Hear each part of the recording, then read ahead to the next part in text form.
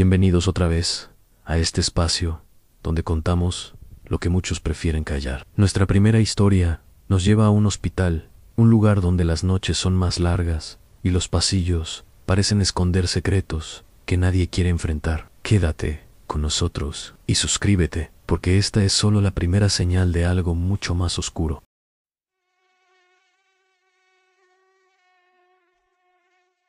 Buenas noches. Me llamo Ricardo.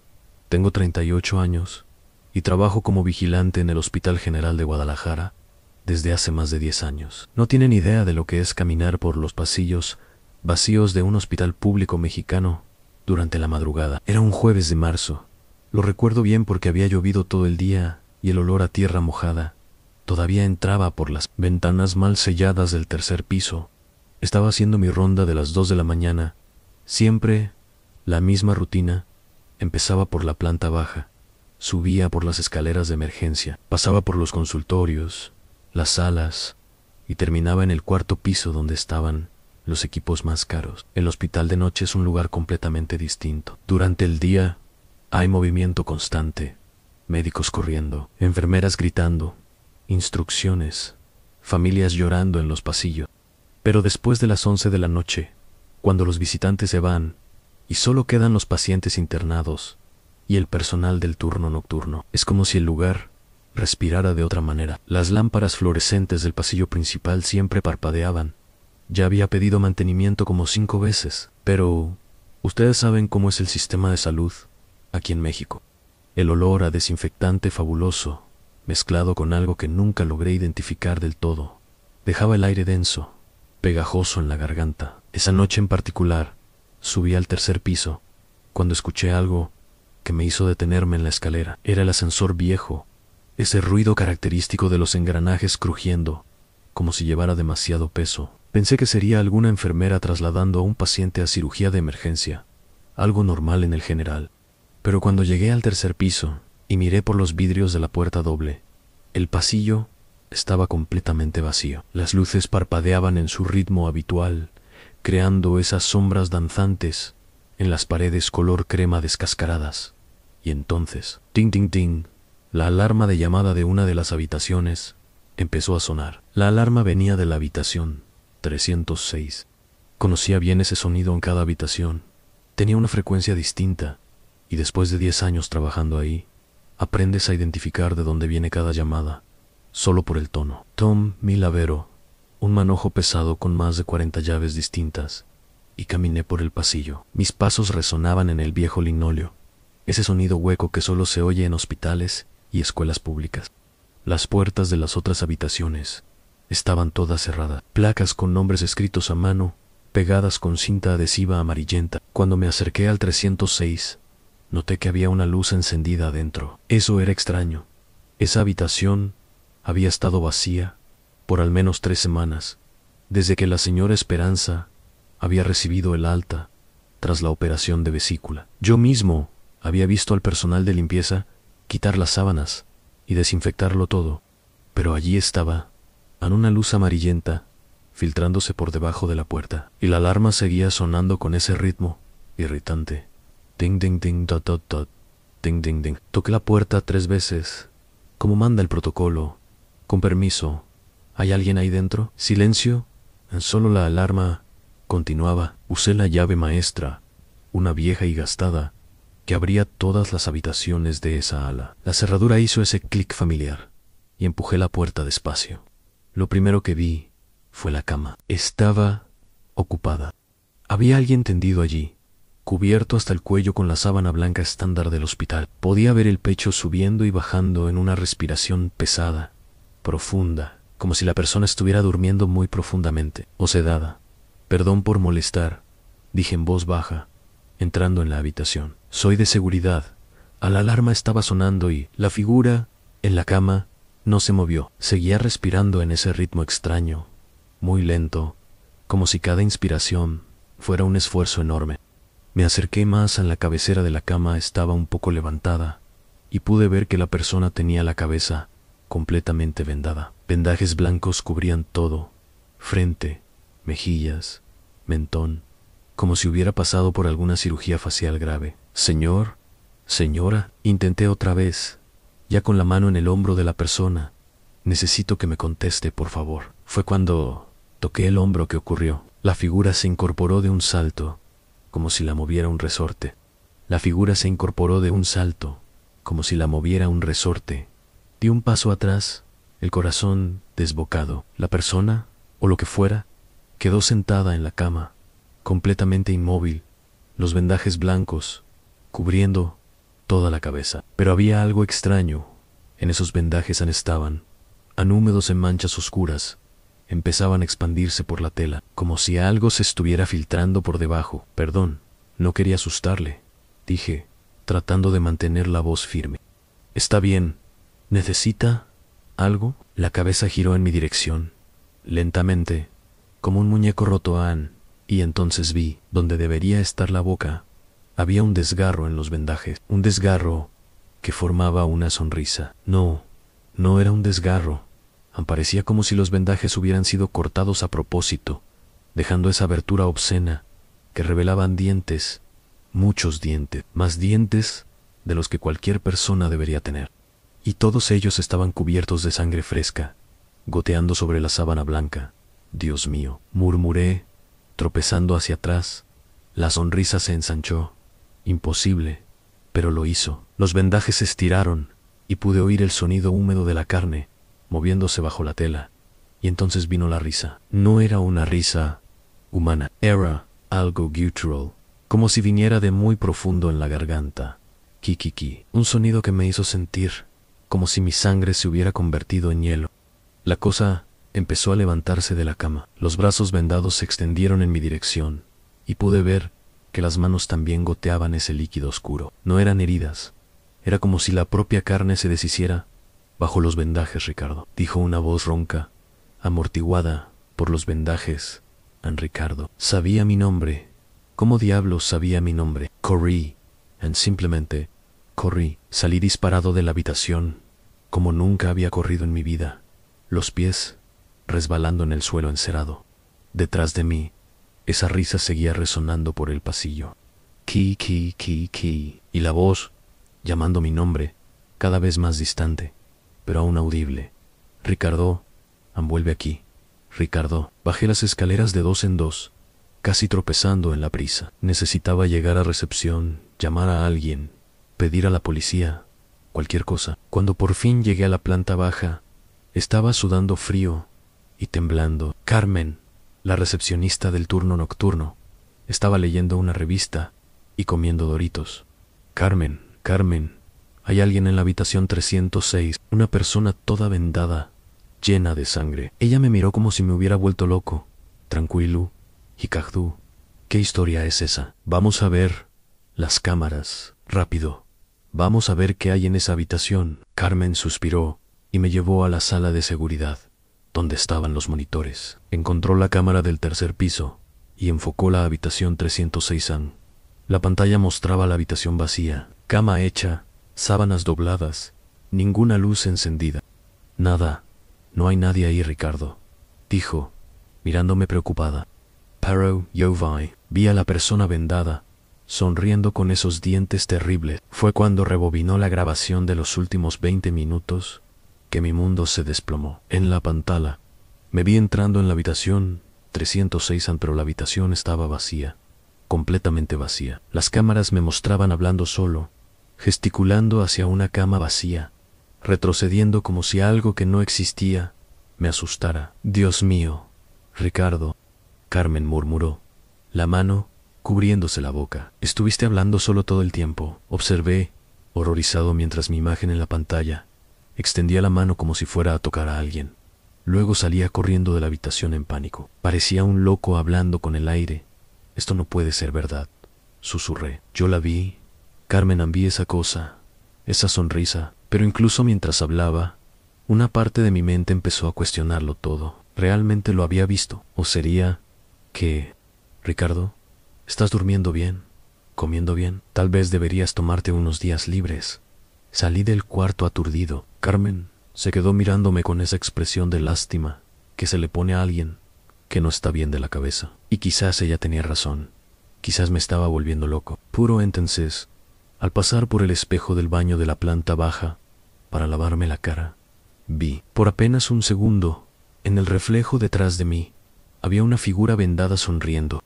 La misma sonrisa imposible, llena de dientes ensangrentados. Me giré de golpe, nadan solo los lavabos sucios y el olor a productos de limpieza.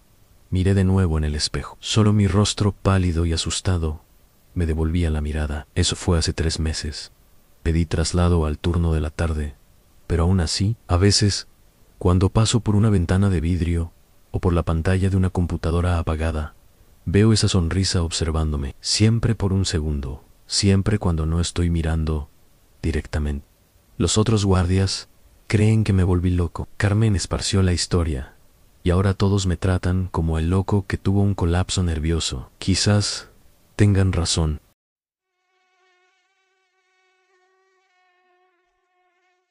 Saben cuando algo simplemente no debería estar pasando, cuando cada fibra de tu cuerpo te grita que corras, pero te quedas paralizado. Eso fue exactamente lo que me ocurrió cuando trabajé como vigilante en una escuela rural cerca de Xochimilco, en el Estado de México. Han pasado 3 meses desde aquello y todavía no consigo dormir bien. Mi nombre es Hernando, tengo 45 años y soy de esos hombres simples, trabajadores.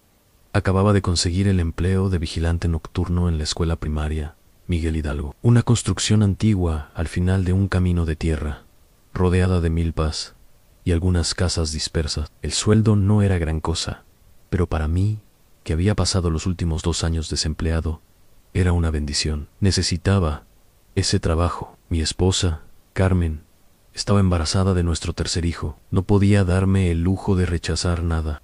La escuela tenía esa arquitectura típica de los años 60 en paredes de concreto, pintadas de amarillo deslavado, ventanas de hierro oxidado y un patio central con una cancha de baloncesto cuarteada por el tiempo. Durante el día, 250 niñas y niños llenaban esos pasillos de vida, pero de noche era diferente. Las primeras 3 semanas fueron tranquilas. Hacía mis rondas con una linterna vieja y un radio AM que apenas alcanzaba a sintonizar rancheras.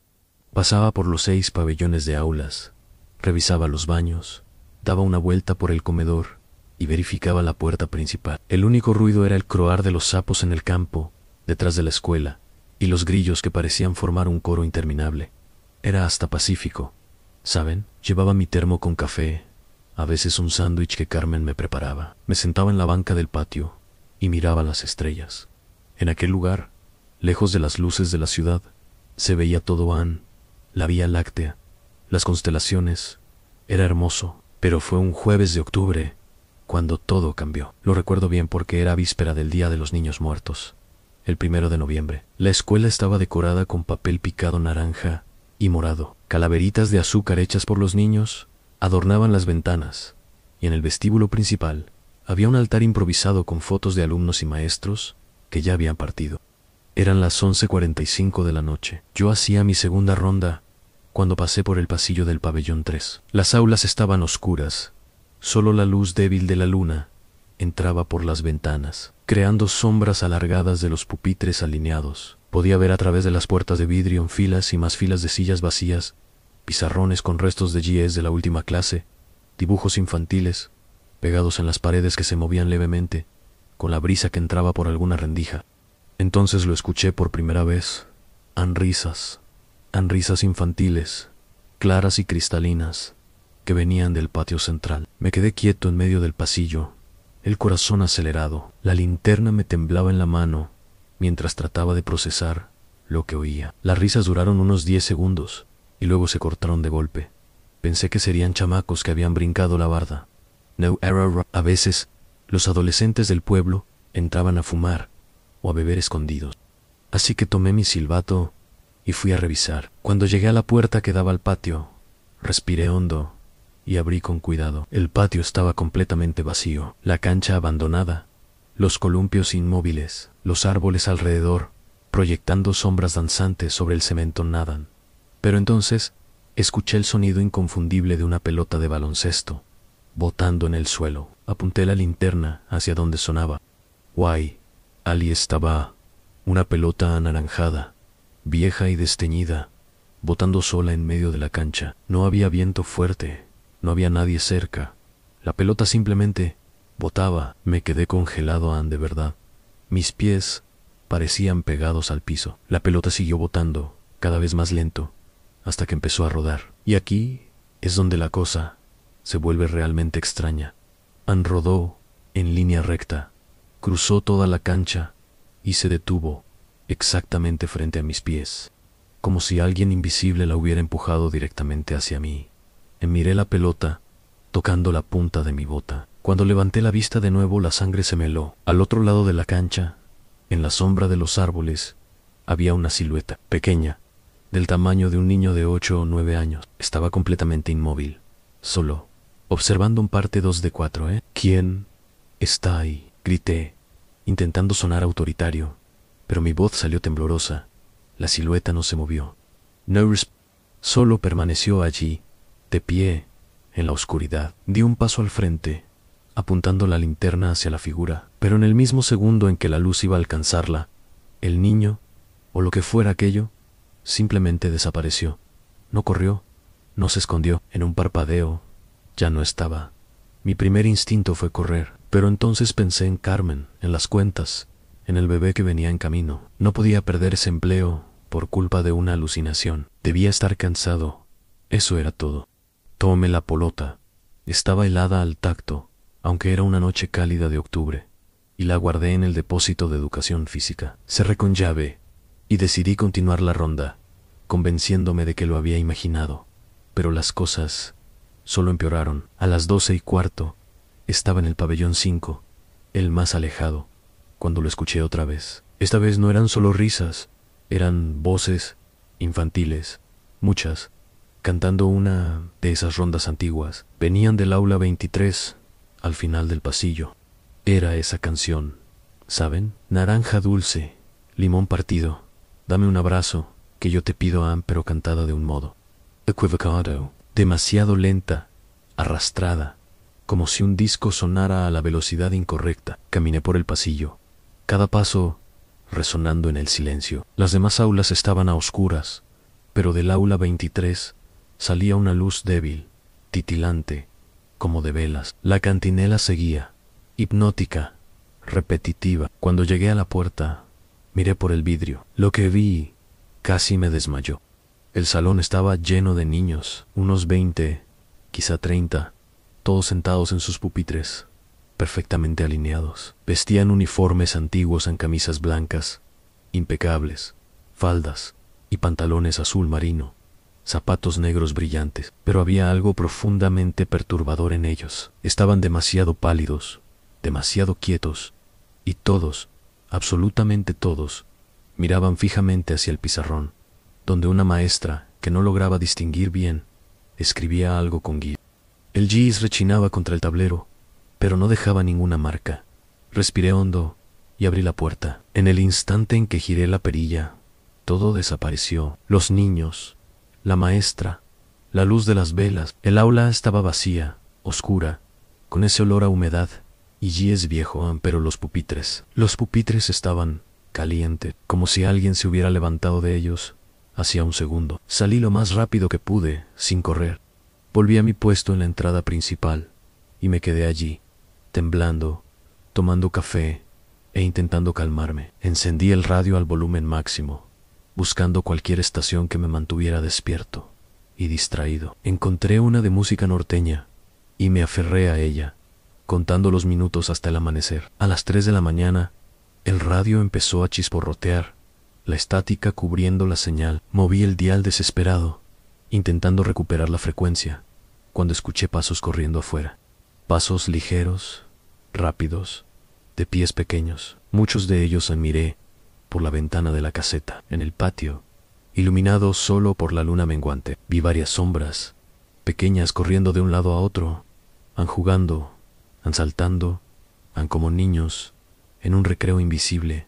Sabía que no debía salir otra vez. Cada instinto en mi cuerpo me gritaba que me quedara allí dentro, que cerrara la puerta y esperara el amanecer, pero algo me empujaba a salir, como si no tuviera opción. Tomé la linterna. Las pilas ya estaban débiles, La luz amarillenta apenas iluminaba 2 metros, y salí. El aire estaba pesado, sofocante, con un olor extraño, a tierra mojada, y algo más, algo dulce y podrido al mismo tiempo. Las sombras seguían corriendo por el patio, siempre en los bordes de mi visión. Cuando giraba a mirarlas directamente, desaparecían, pero podía oírlas en risas apagadas, susurros, pasos arrastrándose en el concreto. Fue entonces que la vi. Una niña, parada en medio de la cancha, exactamente donde la pelota se había detenido antes. Tendría unos 7 años, cabello largo y negro que cubría su rostro, vistiendo el mismo uniforme antiguo que había visto en el aula. Estaba inmóvil, los brazos colgando a los lados del cuerpo. «Niña, no deberías estar aquí», dije, con la voz casi quebrada. «¿Dónde están tus padres?». La niña levantó la cabeza lentamente, muy lentamente, y cuando el cabello se apartó, revelando su rostro. Cried. No había rostro, solo una superficie lisa, blanca, como yeso, sin ojos, sin nariz, sin boca, nada. Parte 3 de 4. La niña sin rostro comenzó a caminar hacia mí. Cada paso que daba hacia adelante, yo daba 2 hacia atrás. Pero entonces me di cuenta de que no estaba solo. Otras figuras empezaron a salir de las sombras de detrás de los árboles, emergiendo de los pasillos, levantándose de las bancas del patio. Todas vestían el mismo uniforme antiguo, todas sin rostro. Corrí como nunca en mi vida, pero donde quiera que iba, allí estaban, como si conocieran la escuela mejor que yo, como si fueran parte de ella. Me refugié en el comedor, cerrando la puerta tras de mí. El lugar estaba oscuro, solo la débil luz de la luna entrando por las ventanas altas, las mesas largas de metal vacías, las sillas apiladas en los rincones. El olor a comida rancia y desinfectante impregnaba el aire. Por unos minutos, todo quedó en silencio. Me apoyé contra la puerta, jadeando, el corazón golpeando tan fuerte que dolía. Entonces escuché un chirrido de metal arrastrándose por el suelo. A las sillas se movían solas, bajando de las pilas, acomodándose alrededor de las mesas, una por una, con ese sonido horrible de hierro oxidado. En segundos, el comedor entero estaba dispuesto como si fuera hora de almuerzo. Y entonces aparecieron. Los niños sin rostro se materializaron en las sillas, sentados quietos, con las manos sobre las mesas. Decenas de ellos, todos, mirando en mi dirección. Incluso sin ojos, podía sentir que me observaban. La temperatura bajó de golpe. Podía ver mi aliento en octubre, en México, y yo temblaba de frío. Uno de los niños levantó la mano, como si quisiera hacer una pregunta. Luego otro, y otro. Pronto, todos tenían la mano levantada, esperando algo que yo no entendía. Entonces, escuché la voz, una voz de mujer, adulta, severa, que venía de ninguna parte y de todas partes al mismo tiempo. Señor Hernando, los niños quieren saber por qué está aquí. ¿Quién es usted?, balbuceé, mirando desesperado alrededor. Soy la profesora Rosa. Cuido de estos niños desde hace mucho tiempo. 30 años. Para ser exacta, 30 años. Las palabras retumbaron en mi mente. Yo conocía la escuela apenas hacía un mes, pero ese número, 30 años. Usted no debería estar aquí de noche, continuó la voz, más cercana ahora, como un susurro en mi oído. Este es su horario. El único momento en que pueden jugar, estudiar, volver a ser niños. Yo soy el vigilante.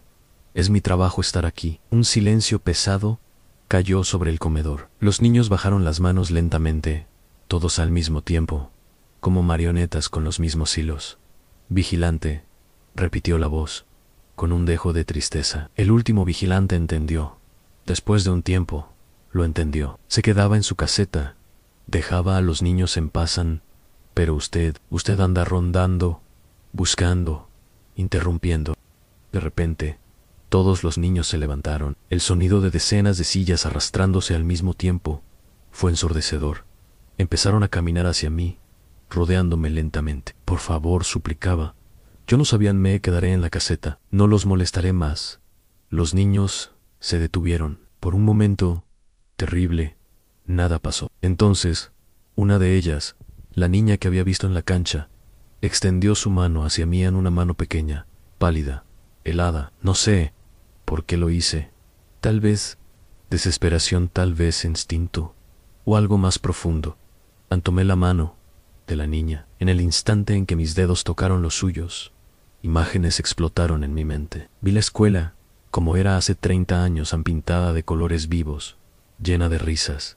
Vi a los mismos niños, pero con rostros alegres, jugando. Vi a la profesora Rosa, joven y dedicada, enseñando con pasión. Y entonces vi el día 28 de octubre, 30 años atrás. No muy fuerte, pero suficiente. La escuela estaba mal construida, con materiales baratos, sobornos pagados a los inspectores. El techo del pabellón 5, el más alejado, donde había oído la canción, se desplomó durante la clase. 28 niños, una profesora, todos sepultados, los gritos, el pánico, el polvo asfixiando pequeños pulmones, padres desesperados, cavando con las manos, cuerpos pequeños siendo rescatados de los escombros, el luto cubriendo al pueblo como un manto negro. La escuela fue reconstruida, susurró la voz de la profesora Rosa, ahora llena de dolor, remodelada, pintada, reabierta, como si nada hubiera pasado, como si pudieran borrarnos, pero aún estamos aquí, siempre hemos estado. Caí de rodillas, las lágrimas corriendo por mi cara. Las imágenes seguían en funerales, familias destruidas, el altar con fotos que se montaba cada día de muertos y que yo había visto en el vestíbulo. Algunas de esas fotos eran de esos niños. No queremos hacer daño a nadie, continuó la profesora. Solo queremos existir, tener nuestra escuela de vuelta, aunque sea unas horas cada noche. ¿Es mucho pedir? Parte 4 de 4. Me quedé allí, arrodillado en el suelo helado del comedor, rodeado de fantasmas de niños que nunca crecieron. La mano de la niña aún sostenía la mía, fría pero extrañamente reconfortante. Lo siento mucho, logré decir entre sollozos. Lamento lo que les pasó. Cuando levanté la mirada, algo había cambiado. Los niños seguían sin rostro, pero su postura era distinta, menos amenazante, más triste. ¿El director sabe?, pregunté. ¿Los maestros saben que están aquí? Algunos lo sospechan, respondió la voz de la profesora Rosa. ¿Por qué cree que ningún vigilante dura mucho tiempo? El último aguantó 3 meses. Aprendió a respetarnos. Se quedaba en la caseta. Fingía no ver ni oír. Pero aún así, el peso de saber es demasiado para la mayoría. La niña soltó mi mano y dio un paso atrás. Una por una, las figuras comenzaron a desvanecerse, disolviéndose en las sombras como humo. Las sillas regresaron solas a sus pilas en los rincones, el chirrido metálico resonando en el silencio. Esperan, Lami. ¿Qué quieren que haga? Solo déjenos en paz. La voz se apagaba ahora. Lejana, no interfiera. No intente salvarnos. Ya es demasiado tarde para eso. Y entonces, silencio. Me quedé solo en el comedor oscuro. Meyer, L. Relow, 5:45 de la mañana. El sol estaba por salir. Con las piernas temblando, me levanté y caminé de regreso a la caseta. Las 2 noches siguientes fueron un infierno distinto. Permanecí en mi puesto, como había prometido, pero los sonidos, las risas, los pasos corriendo, las pelotas botando, las canciones espectrales, todo continuaba. Y ahora que sabía la verdad, cada sonido era una puñalada de tristeza y terror mezclados. La tercera noche, no aguanté más. Llegué a casa a las 6 de la mañana. Desperté a Carmen y le dije que no volvería. Se enfureció al principio en el dinero, las cuentas, el bebé, pero cuando vio mi rostro, cuando vio el miedo en mis ojos, entendió que algo había pasado, algo que ningún sueldo pagaría jamás. Al día siguiente fui a la escuela, en horario laboral, para entregar mi renuncia. El director, un hombre de 60 años llamado don Roberto, ni siquiera pareció sorprendido. ¿Cuánto tiempo aguantó?, fue lo primero que preguntó. 1 semana. Don Roberto asintió, quitándose los lentes para limpiarlos. Más que algunos, a menos que otros. Usted lo sabe, dije. No era una pregunta. Claro que lo sé. Todos los que trabajamos aquí lo sabemos. ¿Por qué cree que nunca hacemos eventos nocturnos? ¿Por qué la escuela cierra a las 5 en punto, sin excepción, y nadie hace nada? Don Roberto rió, pero sin alegría. ¿Hacer qué? Llamar a un padre. Ya lo intentamos. Hace 20 años. Salió corriendo, en medio de la bendición. Derrumbar la escuela. ¿Con qué dinero? Y aunque pudiéramos, ¿cree que ellos se irían? Esta tierra está marcada, Hernando, marcada con sangre de inocentes y lágrimas de madres. Tomé mis cosas y me fui. Pero antes de salir, don Roberto me llamó. Hernando, cada año, el 28 de octubre, hacemos una misa especial para los 28 niños y para la profesora Rosa. Las familias aún vienen. Anne Lauren. Aún dejan flores y juguetes en el memorial que construimos detrás del pabellón 5. Si quiere, sería bueno que usted viniera. Fui, en claro que fui. Vi sus fotos en las de los niños. Rostros sonrientes, llenos de vida. La profesora Rosa era hermosa, joven, llena de sueños. Y ahora, hoy, trabajo en una fábrica en Toluca.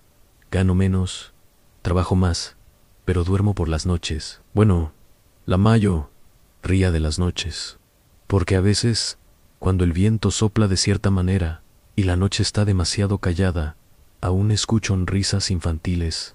Una vieja canción cantada demasiado despacio. Ellos siguen allí, todas las noches.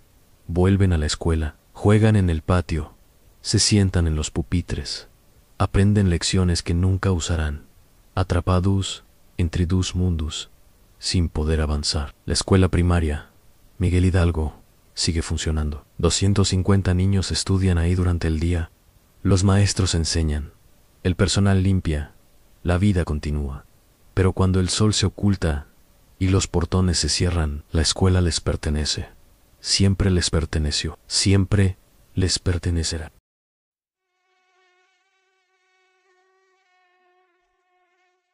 Buenas noches. ¿Ustedes creen que los muertos pueden seguir trabajando? Sé que suena a locura, pero después de lo que pasó con mi tío Juan en las antiguas fábricas de Puebla, ya no estoy seguro de nada. Juan tenía 52 años cuando consiguió aquel empleo de vigilante en una fábrica textil abandonada. Estaba en las afueras de Puebla, justo en la salida de la ciudad, en una zona industrial que ya había conocido tiempos mejores.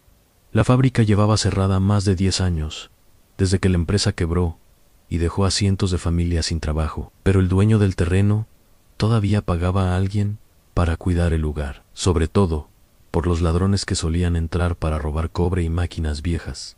Mi tío necesitaba el dinero. Después de ser despedido de la construcción, cualquier trabajo servía, y aquel pagaba bien para lo que era, simplemente caminar por los galpons durante la madrugada, de medianoche a 6 de la mañana, y anotar cualquier movimiento extraño. Es trabajo fácil, mijo, me dijo cuando me contó de la vacante. Son solo unas máquinas viejas y mucho silencio. ¿Qué puede salir mal? Yo debería haber notado el tono con que lo dijo. Juan nunca fue hombre de asustarse, pero había algo distinto en su voz aquel día, como si ya supiera que estaba entrando en terreno peligroso.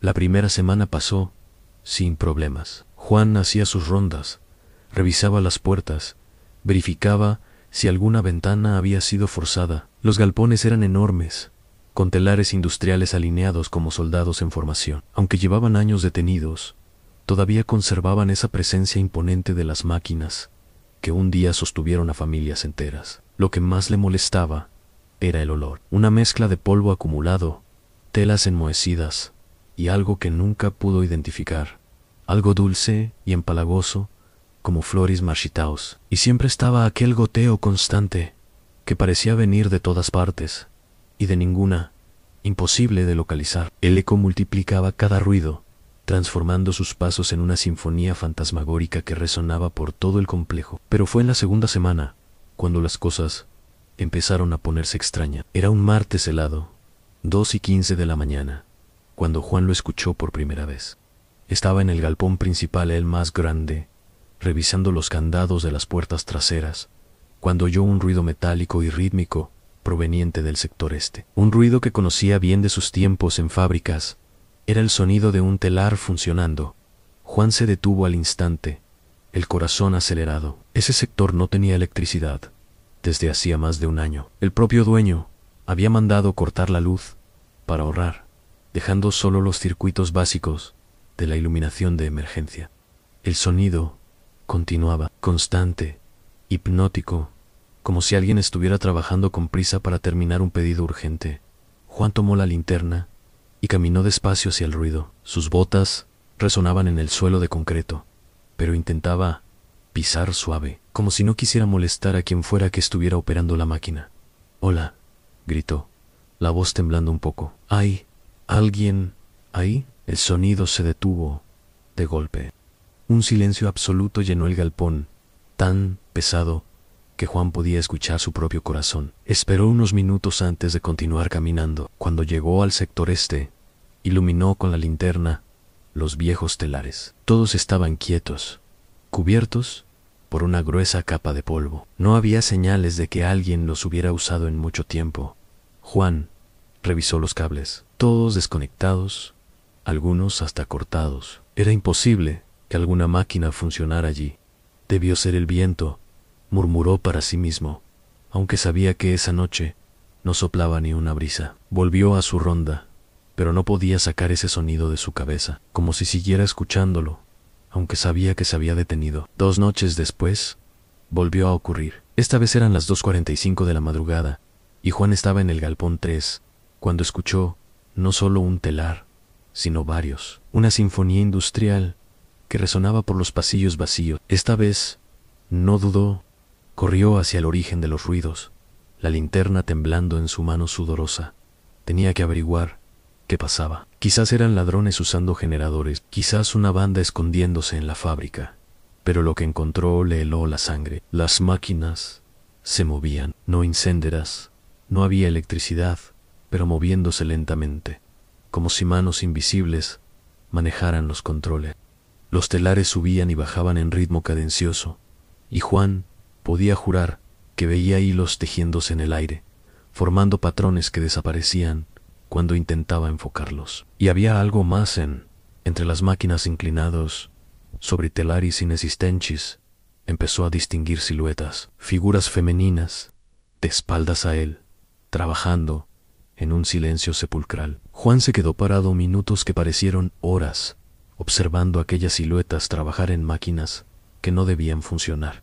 El sonido metálico continuaba, pero ahora notaba otros ruidos a un murmullo bajo, como conversaciones en susurros, y a veces una risa apagada. De pronto, una de las figuras empezó a erguirse. Juan vio los hombros levantarse despacio, como alguien que termina una labor pesada y necesita estirar la espalda. La silueta giró la cabeza de lado, sin mirarlo aún, pero Juan alcanzó a ver su perfil. Era una mujer joven, quizás de unos 25 años.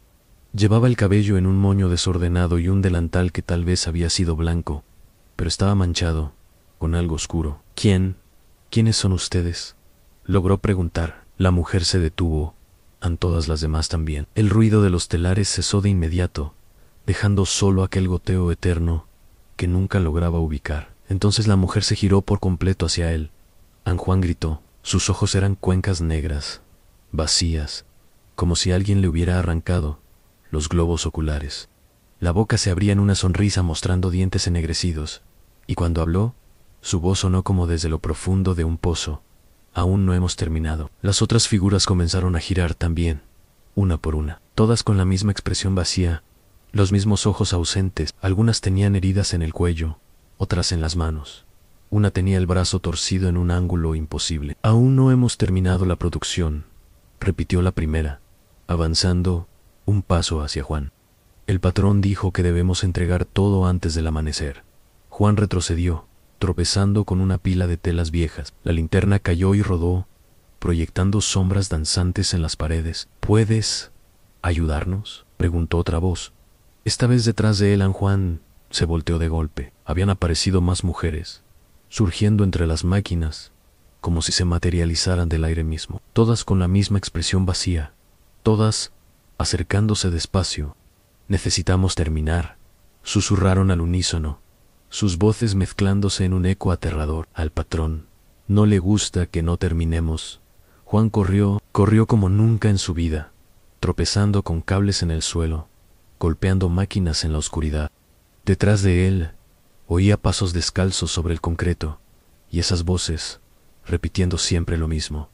Aún no hemos terminado. Aún no hemos terminado. Llegó a la puerta principal con el corazón a punto de estallar, las manos temblando tanto que apenas podía girar la llave. Cuando al fin abrió, salió disparado al patio de la fábrica, sin atreverse a mirar atrás. Solo al llegar al portón, se detuvo a respirar. Miró su uniforme y sintió el hielo recorrerle las venas. Había hilos rojos cosidos en su camisa, formando patrones intrincados que no había visto antes, como si alguien lo hubiera bordado mientras corría. Al día siguiente llamó al dueño e inventó una excusa cualquiera. Dijo que había encontrado un trabajo mejor. No mencionó a las mujeres, ni los telares fantasmas, mucho menos los hilos rojos que tuvo que cortar de su uniforme con una tijera, uno por uno. Pero aquello no terminó allí. En las semanas siguientes, Juan empezó a tener pesadillas. Siempre el mismo sueño. Estaba de vuelta en el galpón, y las mujeres estaban allí, trabajando, pero esta vez no se detenían cuando lo veían. Continuaban tejiendo, y Juan se daba cuenta de que estaban haciendo algo para él en una prenda, un uniforme, algo que él tendría que vestir. En el sueño intentaba huir, pero sus pies no respondían. Y entonces una de las mujeres se acercaba, le tomaba la mano y le decía: «Ahora tú nos ayudarás a terminar». Juan siempre despertaba con la garganta apretada, como si algo lo estrangulara, y cada mañana encontraba un hilo rojo en su almohada. Intentó hablar conmigo algunas veces, pero no le di importancia.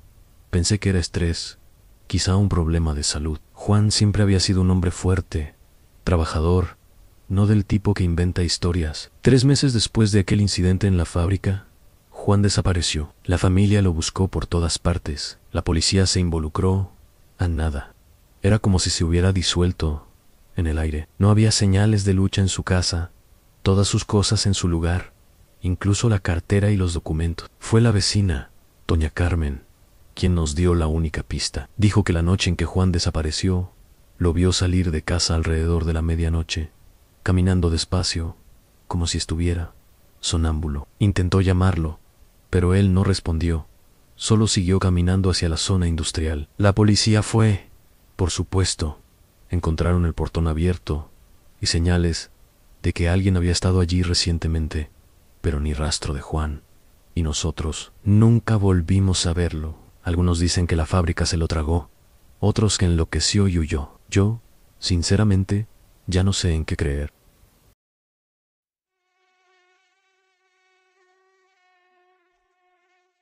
¿Ustedes creen que los muertos pueden volver para buscar a los vivos? Porque después de lo que voy a contarles, yo nunca más tuve certeza de nada. Mi nombre es Manuel Hernández, tengo 60 años y trabajo como vigilante nocturno en un cementerio antiguo, construido todavía en el siglo XIX, cuando la ciudad era mucho más pequeña. Está en una colina, algo apartado del centro, rodeado de muros de piedra que han visto generaciones enteras nacer y morir. Trabajo allí desde hace 23 años, siempre en el turno de madrugada, de 10 de la noche a 6 de la mañana. Mi esposa, que en paz descanse, solía decir que había elegido el empleo más tranquilo del mundo. Los muertos no dan trabajo, Manuel, me decía riendo. Son los vivos a los que debes temer. Qué equivocada estaba. El cementerio tiene más de 2000 tumbas, repartidas en su terreno irregular. En la parte más alta están los mausoleos de las familias ricas de antaño en construcciones de mármol blanco que el tiempo manchó de gris y de musgo. Más abajo, las sepulturas simples se extienden en hileras desalineadas, muchas marcadas apenas con cruces de hierro oxidado que giman cuando el viento baja de las montañas. Conozco cada rincón de ese lugar, cada árbol torcido, cada banco roto, cada estatua de ángel con el rostro corroído por la lluvia. Durante todos esos años, nunca tuve miedo. Los muertos son compañía silenciosa, y yo siempre prefería el silencio al ruido de la ciudad. Mi rutina era siempre la misma. Llegaba a las 10, hacía una primera ronda para verificar que todo estuviera en orden. Luego me instalaba en la pequeña garita cerca del portón principal. Cada 2 horas, nueva ronda. Llevaba mi lámpara de aceite. Las linternas siempre se rompen cuando más se necesitan. Y caminaba por los senderos de tierra entre las sepulturas. Fue un martes de diciembre cuando todo cambió. Lo recuerdo bien porque era la víspera del aniversario de muerte de mi esposa y yo pensaba en llevar flores a su tumba al día siguiente. El frío era más intenso de lo normal y una neblina fina bajaba de las montañas, cubriendo las cruces más lejanas con un velo fantasmal. Acababa de terminar la ronda de medianoche y regresaba a la garita cuando lo escuché, un sonido que nunca había oído allí, pero que reconocí de inmediato. Alguien estaba cavando. El ruido venía del ala más antigua del cementerio, donde están las tumbas del siglo pasado. Metal contra piedra, metal contra tierra, rítmico, determinado, como alguien que sabía exactamente lo que hacía. Mi primer pensamiento fue que eran profanadores de tumbas. A veces pasaban gente desesperada buscando joyas u oro que las familias enterraban con los muertos en tiempos antiguos. Tomé mi lámpara y mi bastón de madera y comencé a caminar hacia el sonido. Cuanto más me acercaba, más claro se volvía. No era alguien intentando abrir una tumba desde afuera, era alguien cavando desde adentro. Y cuando por fin llegué al lugar de donde provenía el ruido, lo que vi me heló la sangre. El cementerio, Pachidus, Chicuadru, la tumba estaba abierta, no parcialmente, como cuando los ladrones intentan forzar una lápida. Estaba completamente abierta, como si alguien hubiera retirado la pesada losa de mármol y la hubiera colocado con cuidado a un lado. Tierra fresca estaba esparcida alrededor, todavía húmeda, todavía oliendo a subsuelo y raíces muertas, pero no había nadie allí. Levanté la lámpara y leí el nombre grabado: Ana Esperanza Morales, de Vázquez Z -1872, a 1898, una mujer que murió joven, hace más de 100 años. El epitafio decía: aquí yace quien partió antes de tiempo. El agujero era profundo, perfectamente rectangular, como si lo hubieran cavado manos expertas. El ataúd oscuro era visible en el fondo, pero la tapa estaba entreabierta. Una rendija negra que parecía devolverme la mirada. Mi corazón golpeaba tan fuerte que pensé que despertaría a los muertos de verdad. Miré alrededor, buscando alguna señal de quién podría haber hecho eso. Herramientas abandonadas, huellas en la tierra, cualquier cosa que me indicara que aún lidiaba con vivos en nada. ¿Hola? Grité hacia la oscuridad. ¿Hay alguien ahí? Mi voz rebotó entre los mausoleos y se perdió en el viento helado de la montaña. Ninguna respuesta, solo el susurro de las hojas secas arrastradas por el suelo y el gemido distante de las cruces de hierro. Debí haberme ido. Debí correr a la garita y llamar a la policía, pero algo me empujaba hacia esa tumba abierta. Una curiosidad mórbida, imposible de explicar. Me arrodillé al borde del hoyo y bajé la lámpara para iluminar mejor el interior. La luz amarillenta bailó sobre la madera podrida del ataúd, revelando un detalle espantoso. La tapa no estaba apenas entreabierta, había sido empujada desde dentro hacia afuera. Pero eso era imposible. Esperanza Morales estaba muerta hacía más de un siglo. Los huesos no empujan tapas de ataúdes. Los huesos no cavan tumbas. Fue entonces cuando noté las marcas en la tierra fresca alrededor de la sepultura, impresas como si hubieran sido hechas ayer. Había huellas pequeñas y delicadas, huellas descalzas, de mujer. Conducían desde la tumba hasta el sendero principal y luego se perdían en la oscuridad entre las tumbas más antiguas. Seguí las huellas con mi lámpara, el corazón desbocado. Me guiaron por un camino serpenteante entre mausoleos cubiertos de musgo y estatuas de ángeles llorando. La neblina se hacía más espesa y pronto perdí el rastro entre la hierba alta en Tenceslavai. Una figura de mujer, vestida completamente de negro, parada entre dos cruces, a unos 20 metros delante de mí. Estaba de espaldas, inmóvil, como una estatua. Su cabello largo y oscuro caía sobre los hombros como un velo, y sus ropas parecían flotar levemente sin que soplara el viento. «Disculpe», grité, tratando de sonar firme. «Señora, no puede estar aquí. El cementerio está cerrado». Ella no respondió.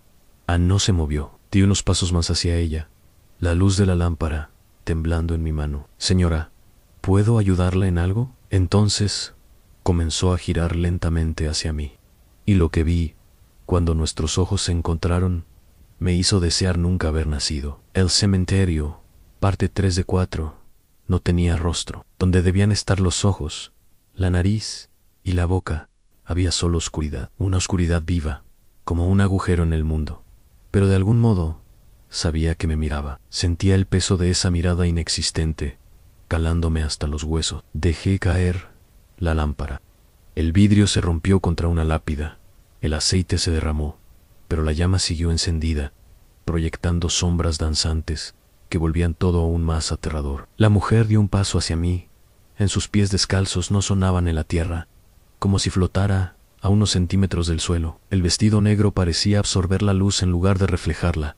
¿Quién? ¿Quién es usted?, balbuceé, retrocediendo. No respondió con palabras. Levantó una mano hacia mí. Sus dedos eran largos y pálidos, con uñas retorcidas como garras. Intenté correr, pero mis piernas no respondían. Era como si la propia tierra del cementerio me sujetara. El pánico me ahogaba. A la mujer seguía avanzando, deslizándose entre las tumbas. Y entonces escuché su voz. No salía de una boca inexistente. Venía de todas partes, del viento, de los árboles, de las piedras bajo mis pies. Era femenina, suave, casi maternal, pero cargada de una tristeza infinita. Manuel, dijo, y mi sangre se volvió hielo. Manuel, no deberías estar aquí. Yo trabajo aquí, susurré. Soy el vigilante hace 23 años. Lo sé, respondió, tan cerca que sentí el frío mortal de su presencia. Te he observado todas estas noches, caminando entre nosotros. Siempre fuiste amable con los muertos, Manuel. Conseguí mover una pierna, luego la otra, retrocediendo lentamente. ¿Es usted Esperanza Morales? Un sonido que pudo ser risa, si no hubiera sido tan triste, resonó en la neblina. Esperanza murió hace mucho tiempo. Manuela, yo soy lo que quedó. ¿Qué quiere de mí? Se detuvo un instante. Su voz cambió, llena de urgencia. No soy yo quien te quiere. Manuelan son ellos. Los otros ansienten que tu hora se acerca. Mi hora, ¿qué está diciendo? Estás enfermo, Manuel. Más enfermo de lo que imaginas. El corazón cansado, las arterias obstruidas. Ellos pueden oler la muerte en ti y están impacientes. Ira, si desde semanas antes sentía dolores en el pecho, falta, tía Ira. Había postergado la cita médica demasiadas veces. ¿Cómo podía saberlo? Pero aún no ha llegado tu hora, continuó, y por un segundo sentí un alivio mínimo. Hoy no. Entonces extendió su mano hacia mí. Esos dedos huesudos se acercaban a mi rostro. Déjame tocarte, Manuel. Déjame mostrarte cuándo será. Cada fibra de mi ser gritaba que huyera, pero la voz me hipnotizaba. Lentamente permití que sus dedos helados rozaran mi piel. El mundo desapareció, ambay mi propia muerte. Me vi en la garita, en marzo, solo, cayendo al suelo con el pecho ardiendo. Vi la desesperación de mis últimos segundos, la certeza de que nadie llegaría a tiempo. Pero lo peor no fue eso. Fue lo que sucedía después.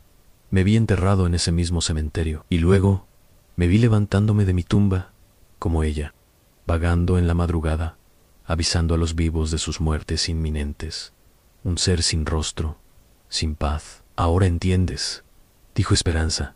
Apartando su mano, todo desapareció. Estaba de vuelta, temblando, sudando frío. ¿Por qué? ¿Por qué me mostró esto? Porque aún hay tiempo, dijo. Y por primera vez percibí compasión en su voz. Envié al médico. Manuel, no lo postergues más. Se alejó hacia la tumba abierta. ¿Esto me pasará? De todas formas, ¿me convertiré en algo como usted? Se detuvo y me miró una última vez. Todos tenemos elecciones, Manuel. Incluso en la muerte y desapareció. Cuando corrí de vuelta, la tumba estaba cerrada, la lápida en su sitio, la tierra intacta. Solo quedaba mi lámpara rota como prueba. Ese mismo día, fui al médico. Los exámenes confirmaron tres arterias casi bloqueadas. Es un milagro que aún no haya tenido un infarto, tilló el doctor. Me operaron 3 semanas después. Hoy, 2 años más tarde, estoy vivo para contar esto. Nunca más vi a Esperanza, pero sé que sigue allí. A veces, en las madrugadas frías, siento su presencia entre las tumbas. Seguí trabajando 1 año más en el cementerio, pero nada volvió a ser igual. Cada vez que miraba su tumba, recordaba lo que vi. Y sé que, cuando llegue mi hora, tendré que elegir, porque, al final, todos tenemos elecciones, incluso en la muerte. La pregunta es, ¿qué elección harían ustedes? Si te gustaron los relatos de esta noche, no olvides suscribirte y dejar tu comentario. Dime, ¿qué historia te pareció la más inquietante? Nos vemos en la próxima. donde el silencio volverá a revelar lo que muchos prefieren callar.